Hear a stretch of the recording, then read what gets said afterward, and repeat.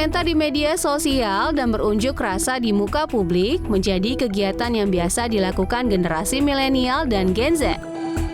Namun, pernahkah anak Jakarta terpikir, apakah kebebasan berekspresi dan berpendapat tersebut juga dirasakan para pendahulu kita? Sayang sekali, jawabannya tidak. Menurut catatan sejarah, kebebasan yang kita rasakan saat ini adalah hasil perjuangan panjang para pemuda dan pemudi Indonesia yang mendukung gerakan reformasi 12 Mei 22 tahun yang lalu. Anak Jakarta ada yang tahu apa yang terjadi di masa itu?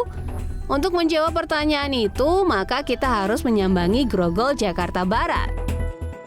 Ya, siapa sangka lokasi yang dikenal macet ini 22 tahun yang lalu adalah saksi bisu dari peristiwa bersejarah Reformasi 12 Mei 1998. Anak Jakarta bisa melihat jejak peristiwa tersebut dari halte busway dan tugu peringatan Reformasi 12 Mei 1998 yang dibangun tepat di depan Universitas Trisakti. Di masa itu, badan jalan Grogol dipenuhi oleh para mahasiswa dan mahasiswi yang berkejar-kejaran dengan aparat kepolisian.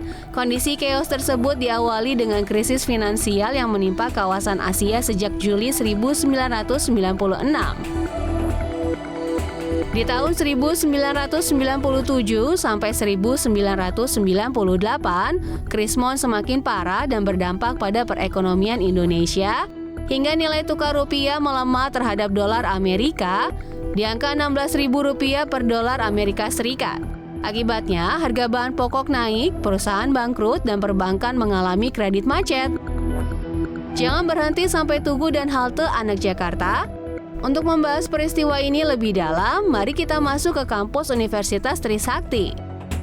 Selain sebagai institusi pendidikan tinggi, kampus Universitas Trisakti ternyata memiliki satu museum atau galeri yang merekam tragedi Reformasi 12 Mei 1998. Beruntung sekali, tim Jakarta ditemani oleh Ibu Dewi, Humas Universitas Trisakti, sekaligus aktivis eksponen 1998.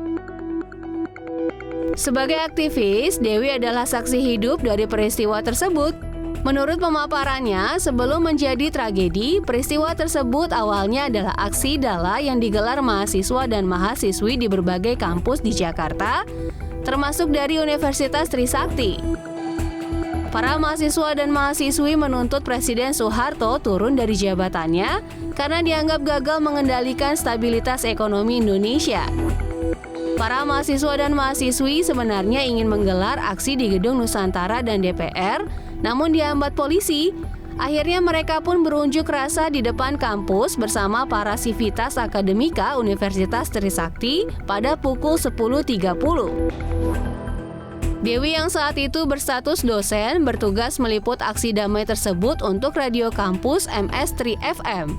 Namun betapa terkejutnya ia saat aksi damai itu perlahan memanas dan berubah keos di pukul 17.15. Mahasiswa dipaksa bergerak mundur, namun justru diikuti aparat keamanan yang maju dan melancarkan tembakan ke udara.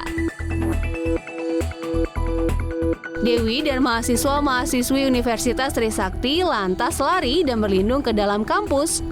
Namun naas, di tengah kerumunan sivitas akademika, 4 mahasiswa Trisakti tewas ditembak peluru tajam. 4 mahasiswa tersebut adalah Elang Mulia Lesmana, mahasiswa Fakultas Arsitektur, Heri Hertanto, mahasiswa Teknik Industri, Hafidin Royan, mahasiswa Teknik Sipil, dan Hendriawan Si, mahasiswa Fakultas Ekonomi. 4 pemuda itu bukanlah aktivis yang menginisiasi aksi damai, namun menjadi korban dari penembakan brutal tersebut. Anak Jakarta bisa membaca karya Anggi Dwi Widowati, jurnalis dan penulis sastra, yang menggambarkan dengan detail peristiwa ini dalam buku Langit Merah Jakarta. Lokasi galeri ini sengaja dipilih karena menyimpan bukti sejarah berupa lubang tembakan di kaca dan dinding, bukti dari kebrutalan penembakan saat itu. Menurut catatan sejarah, pada pukul 8 malam, 4 orang mahasiswa yang tertembak itu akhirnya tewas dan 1 orang diantaranya kritis. Meski pihak aparat keamanan membantah menggunakan peluru tajam, namun hasil otopsi menunjukkan hal sebaliknya. Riset lainnya memprediksi peluru tajam tersebut adalah hasil pantulan dari tanah, peluru tajam yang semula ditujukan sebagai tembakan peringatan. Anak Jakarta bisa melihat langsung seluruh atribusi pakaian, celana, tas, dan benda lainnya yang dikenakan keempat mahasiswa saat peristiwa naas itu terjadi. Oh ya, selongsong peluru tajam yang menewaskan keempat mahasiswa ini pun masih tersimpan dengan rapi di sini. Media cetak, televisi, dan radio dari dalam dan luar negeri ramai meliput tragedi reformasi 12 Mei 1998 ini. Hingga kini, isu ini masih terus diberitakan, terutama saat memasuki bulan Mei. Puas melihat koleksi museum, kita diajak Dewi untuk menapak tilas lokasi penembakan 4 pemuda korban tragedi Trisakti. Pihak kampus sengaja memberi 4 tanda ini sebagai bentuk penghormatan kepada korban, sekaligus tanda perjuangan para pahlawan reformasi yang terus dikenang. Setiap 12 Mei, para Sivitas Akademika Trisakti memperingati tragedi ini dengan serangkaian acara upacara dan doa. Menurut Dewi, pihak kampus, para aktivis, dan pihak keluarga korban tengah memperjuangkan status 4 korban sebagai pahlawan reformasi. Upaya tersebut masih terus diperjuangkan sebagai penghormatan atas perjuangan para korban dan mahasiswa-mahasiswi kala itu yang berjuang menegakkan reformasi. Meski nuansa museum ini terasa muram karena tragedi berdarah, namun anak Jakarta bisa memetik pesan positif dari sini. Ternyata kebebasan berpendapat dan berekspresi yang kita nikmati saat ini adalah buah manis dari perjuangan 4 pemuda berani yang turut menggerakkan reformasi 12 Mei 1998. Tanpa mereka, mungkin ekspresi dan pendapat kita masih dibungkam hingga saat ini, seperti di masa Orde Baru. Museum Galeri Reformasi ini sekaligus menjadi laboratorium hak asasi manusia yang terus dikaji dan terbuka bagi siapa saja yang ingin mengenang tragedi reformasi. Anak Jakarta mungkin tak menyangka ada sejarah sebesar ini di Grogol, Jakarta Barat. Sejarah yang membuat kita terpantik untuk terus memperjuangkan hak asasi kita sebagai manusia.